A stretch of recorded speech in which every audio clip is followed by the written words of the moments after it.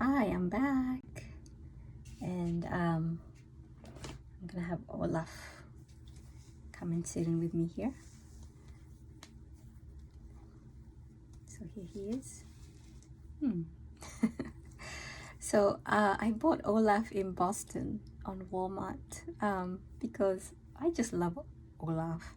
So when I was coming from Japan to Boston on the airplane, I watched Frozen 2.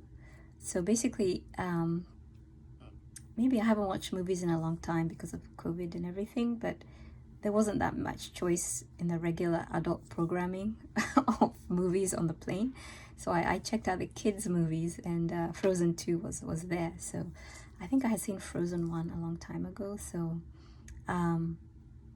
yeah, so I watched Frozen 2, and I loved it so much. I think it's just such a great movie. It's got so many great principles, I think, and I especially love Olaf because he, for a snowman, in a Disney film, he had so much wisdom, and when he was lost in the forest, in that enchanted forest, for those of you who've seen it, by himself, and all these scary things started happening to him by himself, he was like, I guess I'm gonna understand all this when I'm older. And then he just started singing a song. It's all gonna make sense when I'm older, when things were just going crazy around him, and he got eventually swept away in this big cyclone, and then he ends up meeting his friends again. But I just really liked his philosophy in that movie. So I thought, oh, I've got to get an Olaf and bring him back to Japan, because he reminded me of just sense of humor and good wisdom when you're in a kind of scary situation. And Japan has been one of those enchanted forest situations where many crazy things have happened in my life, in the lives of my friends here, and sometimes it's been really overwhelming, sometimes it's been so dark, and it's like, where is there ever going to be light again at the end of the tunnel? So I think, it's just all to say that there definitely is always going to be light at the end of the tunnel. It's just hanging in there by God's grace. So thanks, Olaf. So I think somebody had asked me to talk a little bit about doing hair as an African in Japan. So so I want to talk a little bit about that. I'm gonna put Olaf down here. So basically, it's kind of been an adventure. I mean, maybe because I grew up in England and in America, and I never thought, gee, I'm kind of different from everybody else. I never really thought about it, because in England we were in the countryside. First of all, we lived in Kent, a little town called Ashford, and I was the only kid in my school who was different, I guess, in that sense. But I don't know, I never really thought that I was different. I just felt like, oh, I can't really speak this language, but I'm sure I will be able to eventually. And I did that through just reading storybooks like Enid Blyton, Nancy Drew books, things like that. But anyway, when I came to Japan, I guess that's when it kind of hit me that, gosh, I am a little bit different. And there's not that many, Afro hair shops here. Actually, not that I went to many, even in America or England. So my hairdresser in Boston was a Greek lady from Greece. Her and her sister owned this really nice hair salon in my town. And then in England too, it's really strange. In England too, the hairdresser that I had there was also from Greece. But anyway, that's all to say, when I first came to Japan in 2015, I came on the JET program, the Japanese government Ministry of Education teaching program, hired out of the Consulate General of Japan in Boston. So I was sent to live in northern Japan, a place called Aomori, Aomori, and in Japanese it means blue forest. Aoi is blue, and mori is forest. So and it was really kind of an isolated situation. It was a village of 8,000 people. And there I arrived in August 2015. And then I guess maybe by August, September, October, I felt like I needed a haircut, as you do, after arriving in a Japanese village. So I thought, oh, I should go get a haircut. So I had managed to buy a car, a very small used second-hand car. And second-hand cars, by the way, are really cheap in Japan because nobody really wants to buy used anything in Japan. But anyway, my board of education up there helped me to do all the paperwork, and they found the car for me. And then I drove my little self off to the big city nearest to me, which was about 20 minutes away. It is a city called Hirosaki. So Hirosaki has a really beautiful castle. It's a castle town. And then I thought, well, I'll just walk down the high street and I'll have a look for hair salons. So that's exactly what I did. I parked my car, I walked down the high street, and I saw a hair salon, and it looked kind of empty. I thought, oh, they're not busy. So I walk in, and then there's this, I think there was like 3 stylists in there, and there was no customer. And there was suddenly this hush, this quiet descended inside the salon. So I thought, well, okay, fine, I'll just tell them, I want a haircut. And that's what I did. I said, oh yeah, can you like trim my hair, because it was kind of getting a bit crazy. So they were like, okay. So they said, oh, please have a seat, in Japanese. And I sat down, and then they went off and had like a little huddle. They basically huddled for, 5 minutes discussing my haircut, I guess, right? Because I was the only customer. So then one of them finally emerged from the huddle, and I think, was it a he or she? I think it was actually, sorry, it was a she. She emerged from the huddle because she kind of looked, kind of boyish, with very, very short haircut, but it was dyed blonde. So this hairstylist basically, volunteered herself to cut my hair.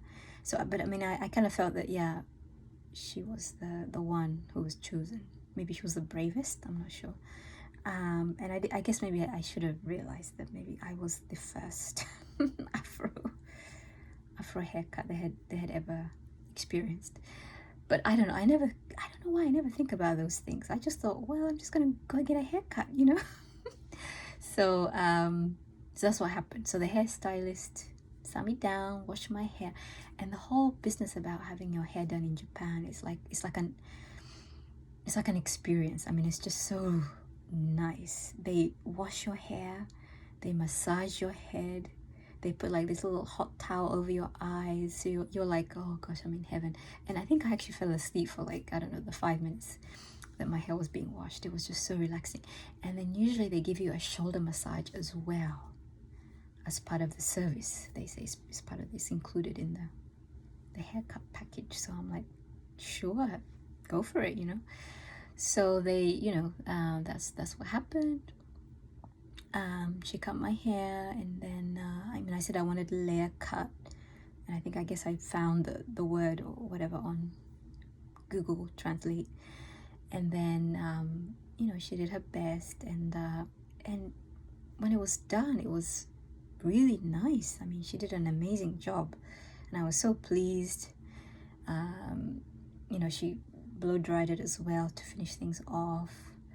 And so I guess my hair is really fine. So it's not your typical, I don't know, Afro. I mean, yeah, it's always been very fine. So I think when they get going, they find out, oh, it's really easy to do. So then, yeah, so then we were done, and I was so pleased, and like the lady was so pleased, and I think really relieved.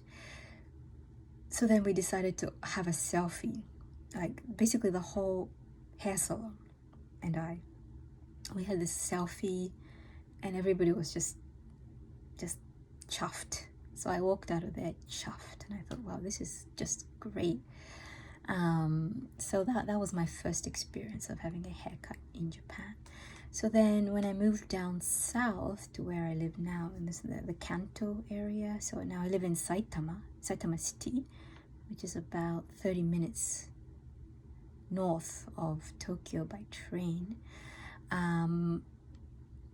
Yeah, I went through the same experience. I decided, yeah, I need a haircut, as you do on a regular basis. So I went again to this new hair salon, which was again on a high street. I didn't make an appointment. I just went like on a weekday when they're not busy. And again, the same thing happened. There was a hush. There was a group huddle. There was discussions, meetings, I don't know what. And then one person emerged from the huddle, and that one person did my hair. So, and usually hairstylists in Japan are men generally. I've rarely had a woman do my hair except that one time in Aomori. So this guy, emerged and very gingerly and, nervously showed me to my chair and asked me what I wanted to get done. I said the same thing, a layer cut, please. Did the whole wash and blow dry, wash and massage and everything. And then we were done. Maybe I think it took maybe 45 minutes. And we had like chit chat as well. He asked me what I was doing in Japan, and then I asked him where he was from.